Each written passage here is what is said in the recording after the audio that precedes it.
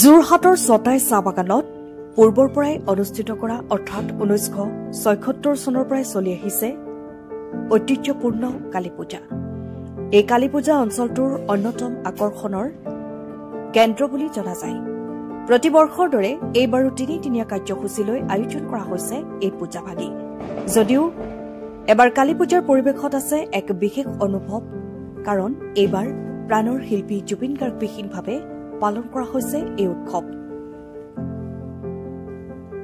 পূৰ্বৰ দৰে নিশা ভাগত প্ৰকাণ্ড পৰ্দাত হিন্দী চিনেমা প্ৰদৰ্শন কৰা নহয়। সাধাৰণতে মিথুন চক্ৰৱৰ্তী, অমিতাভ বচ্চন আদি শিল্পীৰ চিনেমা প্ৰদৰ্শন কৰা হলেও এইবাৰ ব্যতিক্ৰমৰূপে সলনি কৰা হৈছে প্ৰদৰ্শনৰ ধৰণ। জুবিন গাৰ্গৰ স্মৃতিত অকল তেওঁৰ অভিনীত অসমীয়া চিনেমা তিনিদিনীয়াকৈ প্ৰদৰ্শন কৰা হৈছে।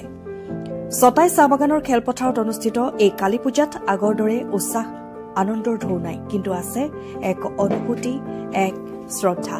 স্থানীয়সকলে মাংগলিক নিয়ম মানি পূজা পালন কৰিছে শান্তি আৰু স্মৃতিৰ মাজেৰে। যোৰহাটৰ পৰা অনুপম বৰা ৰিপৰ্ট, পোহৰ লাইভ। মানে কি কালী পূজা আমি জনা মতে আমিতো ইমান বিশেষকে নাজানো, যে আমি জনা মতে 1976 চনৰ পৰা কালী পূজা পাইছে। কিন্তু আমাৰ এইবাৰ সমূহ ছটাই চাহ বাগিচা ৰাইজে লৈছিলে সিদ্ধান্ত। মই বাগানৰ প্ৰেচিডেণ্ট, মোৰ নাম জিতু গোৱালা, আমাৰ ছেক্ৰেটাৰী আছে লক্ষণ মাঝি।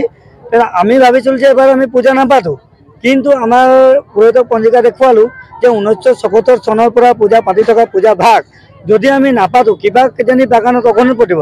তো পুৰোহিতক পঞ্জিকা দেখুৱাই মেলি ক'লে যে আপোনালোকে মেইন গেটতে জুবিন দাৰ শ্ৰদ্ধাঞ্জলি হিচাপে পূজাটো এইবাৰ পাতি দিয়া। নেক্সট বছৰ যদি জুবিন দাৰ কাৰণে পাতা তেতিয়া এইবাৰ শৰাই এখন দি পেলাই অহা বছৰ নাপাতিলেও তোমালোকৰ কথা, কিন্তু এই বছৰ পাতিব লাগে। কাৰণ আমিতো আগৰ বছৰ মানে 2024ত আমি একো নাই দিয়া শৰাই চৰাই যে আমি পূজাটো পাতিব লাগিব নে নাপাতিব, কিন্তু আমাৰ যে জুবিন দা আমাৰ মাজৰ পৰা হৰাই যাব সেইটোতো আমি ভবা নাছিলো না। সেই ভবা নথকাৰ কাৰণে আমাৰ বাগিচা যিকোনো বাগিচাত অসমীয়া চিহ্ন প্ৰায় নচলে। মানে কি এইবছৰ আমি জুবিন দাক মানে আমি এইটো ভাবিছো যে আমাৰ হিয়াৰ আমতে আমি তাক জীয়াই থব লাগিব, যাতে আমাৰ ইয়াত কোনো আপত্তি কৰিব নোৱাৰে ৰাইজে যে জুবিন দাৰ চিহ্ন ইয়াত আমাৰ বাগান হলেও কিয় চলিব, আমাক লাগিবই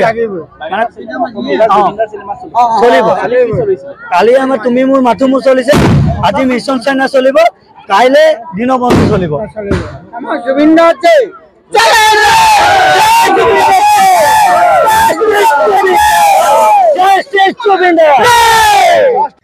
20 বছৰীয়া যোৰহাটবাসীৰ একমাত্ৰ ভৰসা প্ৰতিষ্ঠান ৰিয়া টি ষ্টল।